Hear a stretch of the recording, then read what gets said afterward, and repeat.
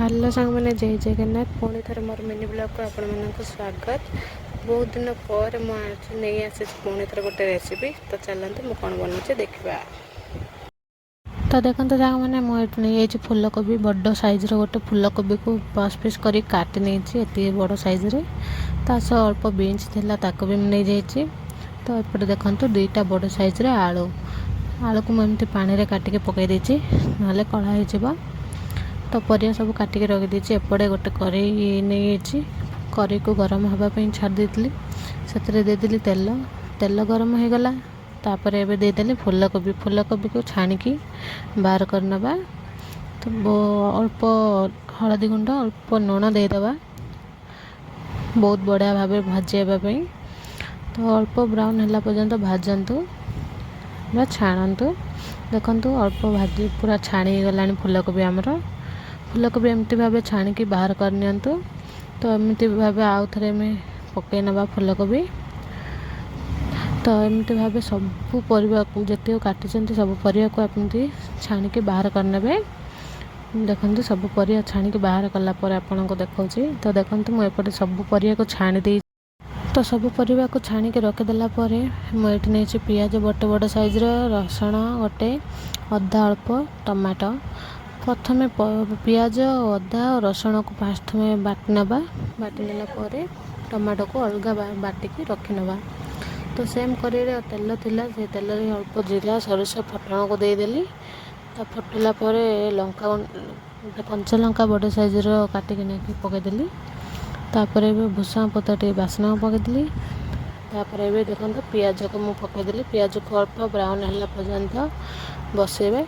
तो ये अल्प चीनी देदेवे चीनी स्वाद को बढ़ाए और कलर भी बढ़िया आसे। तो अल्प एंड देखते भाजी गला पियाज अल्प अल्प कर पूरा गोल्डन ब्राउन हो गला। एवं देदेबा अदा रसुण पियाज को जो बाटिक रखिले से जाको एमती कषिदबा तार कंचा स्मेल गला पर्यंत एमती कषंतु। तो एमती कषि पूरा देखते पूरा तेल छाड़ी गला यही समय जानवे जे आमर भल भाव कषा हो गला।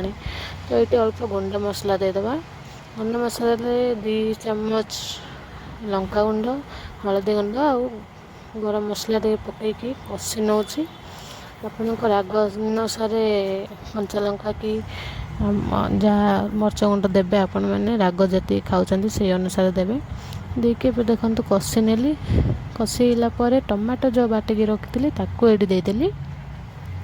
टमाटो देला टमाटो को एमती कंचा स्मेल गला पर्यंत भाजवा बहुत बढ़िया भाजी गला। एवं देदेबा लुण टमाटो पकड़ा आप लुण देवे टमाटो पकड़ा लुण देदेली स्वाद अनुसार।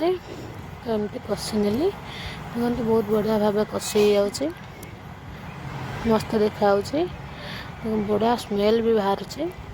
तो सांग मैंने एमती थे बन के देखते बहुत टेस्टी लगुच। तो एमती कषि चलते तेल बाहर गला कषि चलते देखते ए पानी सुखी तेल बाहर पड़ा ये समय परिया देदेली। तो परिया को देके एमती कषि नियंतु परिया पकेला एमती कषि नियंतु मसला सहित जमती मसला सब परिवा सब मिसीज बहुत बढ़िया बास्ना होची सांग मैंने बहुत ही बढ़िया बास्ना होची। तो अल्प कषिला एपटे देदेबा गरम पानी को आपन जी झोल रखिए से अनुसार देवे मत अल्प झोल दरकार से अल्प पानी नहीं। तो देखते बहुत ही बढ़िया होमर तरकारी पानी देला मुझे 20 मिनट छाड़ देती 20 मिनट फुटला देखते बहुत ही बढ़िया होमर अणटा पूरा गाढ़ा हो। तो एमती हो गला एवं सर्व करंतु गरमा गरम सर्व कर दिंतु परिवार लोकों को बहुत ही बढ़िया आसो समस्त को बहुत पसंद लगे। तो वीडियो भल लगी लाइक कर दिंतु बेसी भल लगे सब्सक्राइब कर दिंतु। जय जगन्नाथ सांग मैंने।